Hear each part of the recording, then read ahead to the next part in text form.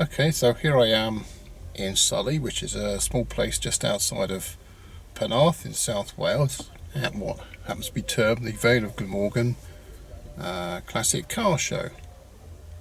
So what am I doing here? Well, I'm aiming to have a wander around and get some images, video, whatever, of classic cars and motorbikes apparently, so that'll be interesting. But the main focus is so that I can try and do a few of these little things.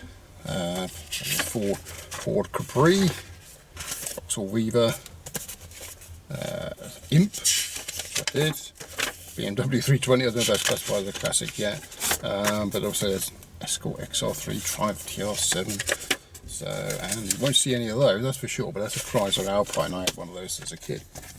So what am I aiming to do with those? I'm aiming to actually just put together some simple colouring sheets, so these photos etc will be referenced for those. So they're going to aim to try and do some free stuff on my website so people can download them. Some holidays are coming up, kids might want to do it.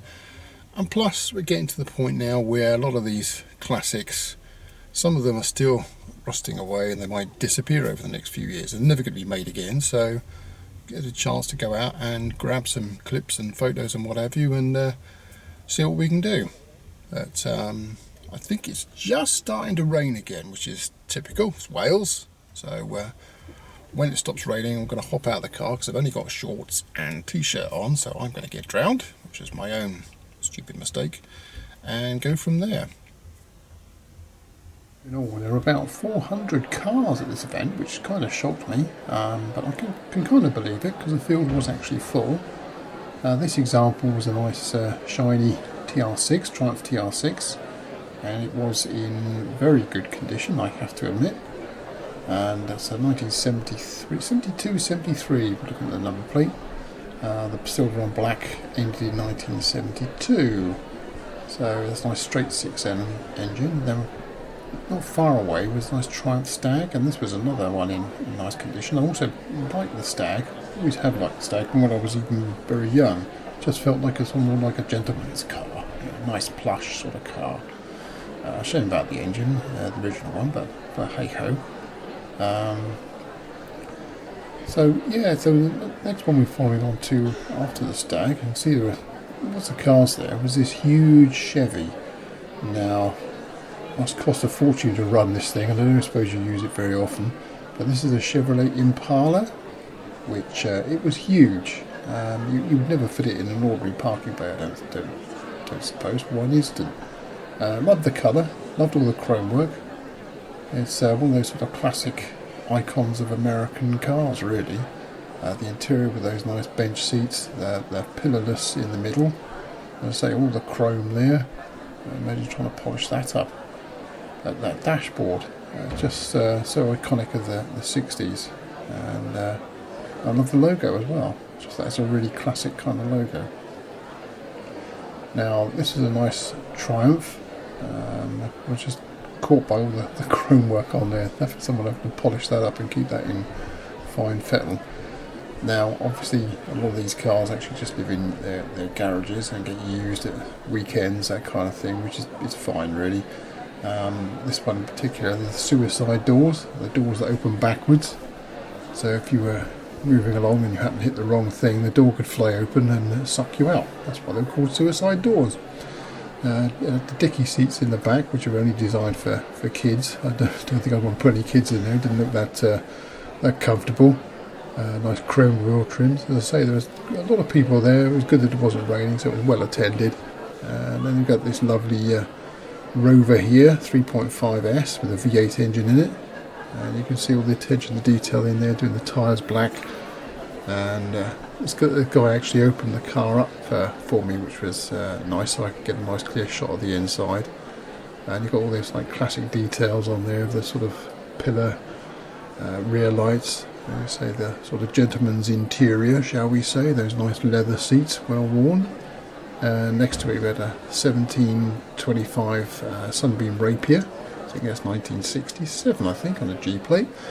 But that was a classic. I always liked them when I was a kid, but I wanted one when I was a bit younger, but my dad said, no, you're not having one of those. I ended up with a Vauxhall Weaver, which wasn't much fun. But I like the 4 headlights on it. I think that's what caught me in the fastback. But that was a classic that's no longer with us. And this is a Ford Consul Capri. It was the first version ever of a Capri, and I don't think it sold that many. But a lot of the things that went into that kind of went into the Mark I Capri that we know of. Especially the rear window there, with the sort of like, I suppose, elliptical half moon shape. Now this one's a Mark II Ford Capri. I never really caught the bug for the Mark II version of the Capri. It just felt a bit soft around the edges. I suppose perhaps it was the Cortina-esque front end. No, it just didn't appeal. But this one was in, I suppose, good. We could say good running order. It didn't look like there was too much rust on it, which is the main killer of most cars of the 70s. And then this thing is huge. Now, for those of us in the 70s, will remember a TV programme. And this car was used by the cops on there, Starsky and Hutch. And it's a massive car, massive wheels and engine in it. Totally impractical. I don't think it would actually go around corners very well. But there were a spattering of American cars there. Some had sort of the American police car effect, so hence the flashing lights on it, which added a bit of fun, and the kids like pressing the whoop whoop alarm thing. And I can't imagine any classic car show without having the ubiquitous VW Caravanette. This one's obviously been highly modified, and it was up for sale, but they're usually a ton of money and a bit of a rust trap, if all honesty. Next to it was this 2000 Triumph. I think it's the Triumph Mark II. That's got nice classic lines to it. It's a huge car. It's massive interior, and that looks in fine fettle as well. I don't suppose that one goes out much. I should imagine it's gallons to the mile rather than miles to the gallon. Now this is a nice soft top Morris Minor, and now that I do have some family history with. My dad had a blue one, but it was a hard top, but that was a 4-door. Now this one looked in nice condition, all the very simple fittings which you wouldn't get nowadays. And that next to it was this Morgan, I think, Morgan Plus, Morgan V8, whatever. But big 3.5 litre engine in that. That's obviously a classic design, handmade, very expensive, built to order kind of thing. And that's a nice one. Yeah, that was a good. And also, while walking around the show, you've got those which are in, shall we say, running restorations now. Paintwork on his Volvo Amazon left a lot to be designed, but it was all original. This, I think, was my pick of the show. This was an immaculate Mercedes coupe, soft top, sorry. And it was in, shall we say, faultless condition. Everything just looked so well cared for, and obviously that lives a very cosseted life, and it was worth a fortune.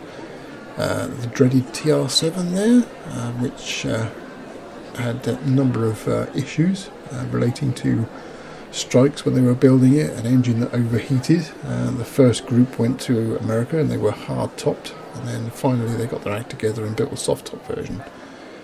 So this is a Morris Minor Traveller. It's commonly known as a shooting brake by some people. That nice, I think it's ash frame on those on the back end. That's one of their appealing things, but also one of their pitfalls. If the frame has got wood rot in it, it costs a ton of money to fix. But they're a very classic, unique kind of shape, and they're not too hard to work on. Speaking of hard to work on, we end up with this Lotus Esprit Mark III. Now, many people may remember the Lotus, especially a white one from the James Bond film. So this was sort of not in any way a replica of that, but the white just is synonymous with the James Bond film. The engine inside there, it just looks hugely complicated, and most of us will know that the word Lotus stands for lots of trouble, usually serious. Now I think this one's a Morris, I'm not quite sure, but I just love the little, presumably like the trafficators on the side there. That just caught my imagination. Very, very distinct. And again, lots of chrome, as was the order of the day. Now, obviously, metalwork adds the huge weight. And what show wouldn't be a classic car show without a Reliant? Now, this one's a Reliant Kitten, which obviously, as you can see, it's got 4 wheels instead of 3, which means you've got a little bit more space inside. But other than that, pretty much everything was the same. Now, there were supposed to be classic bikes there, and there were a few bikes, but there weren't many. Now, this one caught my eye. This was a GT750 2-stroke triple. So just look at that beast of an engine, 750. And next to it was this RD350. And you can tell the RD350 from the 250 because they had twin discs on the front, whereas the 250 only had a single disc. And that was a bit of a street scorcher.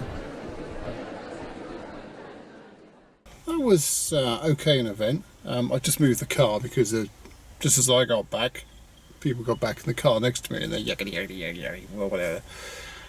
Quite a selection of cars down there, which is pretty cool. I couldn't use the microphone because the wind is just like blowing a hoolie, so all you would have got was if I tried to talk over it, so I'll have to talk over it to it later.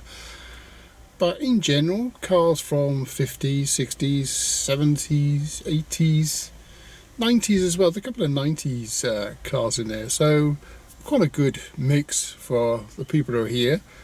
So yeah, there's food stalls there, bit of entertainment for the kids or whatever to keep them happy. So overall, good show. And for £5, well, £5 to get in, that's fine. It's nice, a cheap day out for one person.